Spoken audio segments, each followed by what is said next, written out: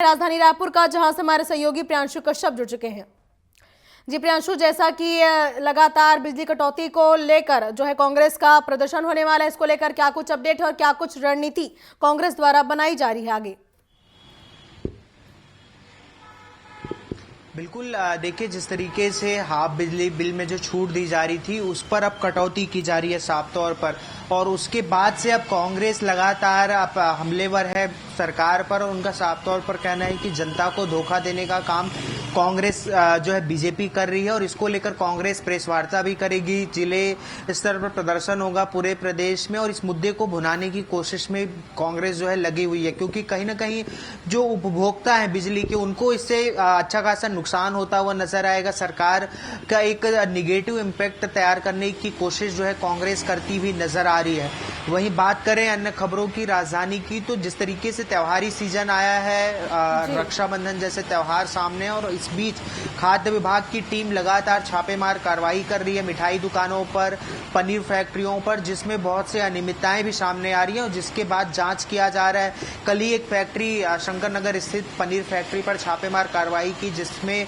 जो उनके मालिक हैं रामानंद बाग, उनसे पूछताछ की गई, और जो पनीर थे, जितने पनीर थे, सबको जांच के लिए ले जाया गया सैंपल के लिए, क्योंकि जो एनालॉग पनीर है वो माना जाता है कि सेहत के लिए बेहद खतरनाक होता है, जो दूध पाउडर से बनाया जाता है। लेकिन सवाल ये है कि खाद्य विभाग ने आखिर परमिट क्यों किया, क्योंकि जो मालिक है उनके पास साफ तौर पर परमिट है खाद्य विभाग की तरफ से, और उसके बाद जो है एनालॉग पनीर जो है शहरों में बिक रहा है, तो ये कहीं न कहीं लोगों के लिए हृदयघात का खतरा भी बना रहता है। तमाम ऐसे खतरे हैं जो इस पनीर से होते हैं। मिठाई भी जिस तरीके से नकली खोआ और नकली दूध से मिठाई बनाने की कवायद भी लगातार शहरों में देखने को मिलती है, और रक्षाबंधन में सबसे ज्यादा मिठाई की खरीद बिक्री होती है। ऐसे में खाद्य विभाग लगातार लगाम लगाने के लिए, नकली मिठाइयों पर नकेल कसने के लिए इस तरीके की कोशिशें करती हुई नजर आ रही है। जी प्रियांशु, जैसा कि आपने बताया कि बिजली बिल में कटौती को लेकर कांग्रेस एक तरफ जहां विरोध प्रदर्शन कर रही है, वहीं बीजेपी का यह कहना है कि इसे जो पीएम सूर्य घर योजना है, इसको बढ़ावा मिलेगा, तो इस पे क्या कुछ और अपडेट आ रही है? देखिए, पीएम सूर्य घर योजना जो है, सबसे पहली बात तो ऐसी जगहों पर इम्प्लीमेंट करना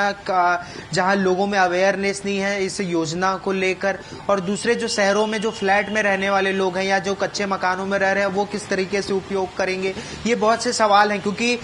जमीनी स्तर पर उसको इम्प्लीमेंट करवाना और दूसरी घोषणा करना, दोनों अलग अलग चीजें होती हैं। सरकार ने अनुदान राशि की घोषणा की, राज्य सरकार की तरफ से 30,000 रुपए, केंद्र सरकार से 70,000 रुपए, यानी 1 लाख रुपए अनुदान राशि इस सोलर एनर्जी के लिए दी जाएगी। लेकिन उसका इम्प्लीमेंट कैसे होगा, आम जनता कैसे अवेयरनेस होगी, जो सुदूर क्षेत्रों में रहने वाले लोग हैं वो कैसे करेंगे, ये सारे विषय हैं। तो अभी जिस तरीके की बातें बीजेपी कर रही है, उसको लेकर पूरी चरणबद्ध तरीके से उस योजना को इम्प्लीमेंट कराने के लिए तैयारी करनी होगी। लेकिन हाँ, अगर पीएम सूर्य योजना सक्सेसफुल हो जाता है तो इससे आम जनता को काफी सहायता होगा। इसके जरिए जो है अपना अर्निंग भी जनरेट कर सकते हैं इस सोलर एनर्जी के जरिए, और कहीं ना कहीं जो अभी तक पूरे तरीके से पर्यावरण पर या फिर कोयले पर हम डिपेंडेंट हैं जो बिजली को लेकर, वो डिपेंडेंसी खत्म होती हुई नजर आएगी। जी